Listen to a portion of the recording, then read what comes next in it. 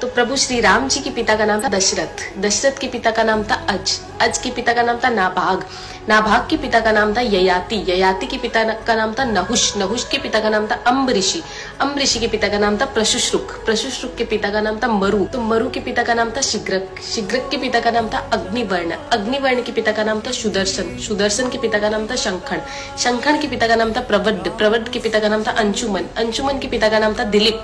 दिलीप के पिता का नाम था भागीरथ, ये वही भागीरथ है जो गंगा को पृथ्वी पर लेके आए थे, जिसको भागीरथी के नाम से भी जाना जाता है। राजा भागीरथ के पिता का नाम था कुकुस्थ, कुकुस्थ के पिता का नाम था रघु, ये रघु वही राजा है जिनके नाम पर ये रघुकुल पड़ा, क्योंकि ये बहुत ही पराक्रमी और तेजस्वी राजा थे। आज भी कहा जाता है कि रघुकुल रीत सदा चली आई, प्राण जाए पर वचन न जाए। तो राजा रघु के पिता का नाम था राजा असमंज, राजा असमंज के पिता का नाम था राजा सगर, राजा सगर के पिता का नाम था राजा असित, राजा असित के पिता का नाम था राजा भरत, राजा भरत के पिता का नाम था ध्रुव संधि, राजा ध्रुव संधि के पिता का नाम था राजा सुसंधि, राजा सुसंधि के पिता का नाम था राजा मानधाता, मानधाता के पिता का नाम था युवानाश्री, युवानाश्री के पिता का नाम था दुंदुमार, दुंदुमार के पिता का नाम था त्रिशंकु, राजा त्रिशंकु के पिता का नाम था राजा पृथु, राजा पृथु के पिता का नाम था अनरण्य, अनरण्य के पिता का नाम था राजा बाण, राजा बाण के पिता का नाम था विवस्वान, राजा विवस्वान के पिता का नाम था राजा मनु, राजा मनु के पिता का नाम था